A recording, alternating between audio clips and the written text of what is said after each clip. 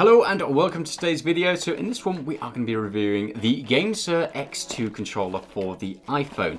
Now this is a really interesting little device, and previously we've been using the Razer Kishi for all of our cloud gaming needs and our mobile gaming needs, but this comes in at a more budget option. So if you are in the market, this might be worthwhile considering.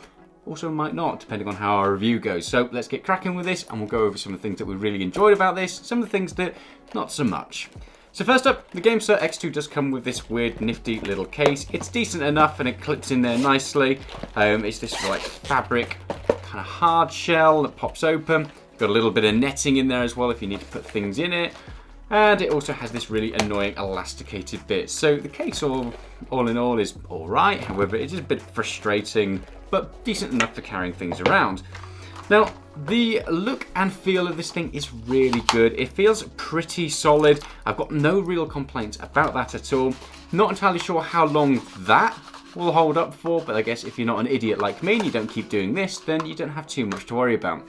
Good thing is, even when it's fully extended, it is pretty solid, and once a phone's in there, it just doesn't really move at all. Obviously it does at the moment, just a little bit of wiggle, but unlike something like the Razer Kishi, which has a lot of give in that left hand side and moves around a lot, this definitely feels a lot more solid.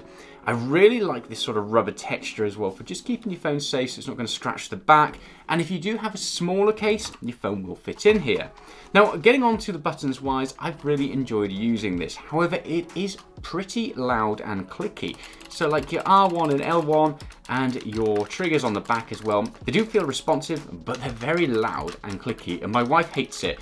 So unlike something like a Razer Kishi or even like an Xbox controller, which you don't really hear too much about apart from me groaning when I get shot or killed, this is a lot louder than any of those. So bear that in mind. You know, if you are using it on public transport, if you're using it in a quiet room and stuff like that, people around you might hate you, but who knows, maybe they hate you already. Everything else on this feels pretty good. The buttons feel relatively decent. They're not the best in the world, but they're by far not the worst. My biggest complaints about them are these joysticks. Again, they feel good and they're responsive. However, they just feel a little bit too small. I don't know what it is about it. They do feel a lot smaller than what I'm used to, and they feel quite harsh on your thumb. So clicking in, it almost feels, I don't know, it's uncomfortable to use, especially after a little while. Also, the placement of this right thumbstick is literally just under the A, X, Y, and B.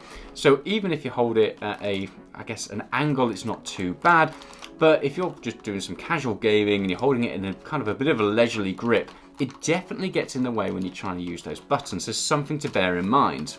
Ergonomically though, it's a decent little device. You've got these sort of raised bits on the back as well, and they're rubberized and textured, so it's a nice grip, so you don't have to worry too much about dropping it or anything like that. And also you have the lightning port down there, so if you do need to charge your device up while you're doing some gaming, you have that option.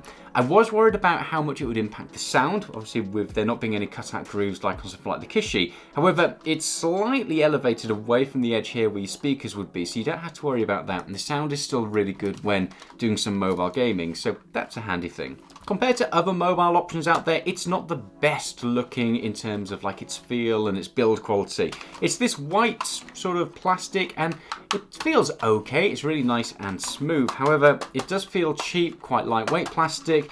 The device itself, it has a bit of a rattle to it, but nothing too worrying. And then I just worry about how dirty it's going to get. This kind of white finish is definitely not going to last particularly well. The hand grips on the back are already starting to show their wear and tear, so I've got these kind of like markings where the rubber is rubbing away. So again, like I said, I'm not too sure about how long this will last, especially if you do start flinging it in a bag. I guess that's where this carrying case comes in. It'll help just to keep it a little bit cleaner and just stop it from kind of getting really mucky and damaged. So look and feel aside, the responsiveness of this thing is really good as well. So when I've been using it on things like Google Stadia or GeForce Now, I've not noticed any input dropouts or anything like that. It is as good as using something like the Razer Kishi, so no complaints there. For just general mobile gaming, actually on the device itself, again, a really good, solid device. It's really responsive. I've not had any sort of like dropped connections or had to take my phone out and put it back in or anything like that.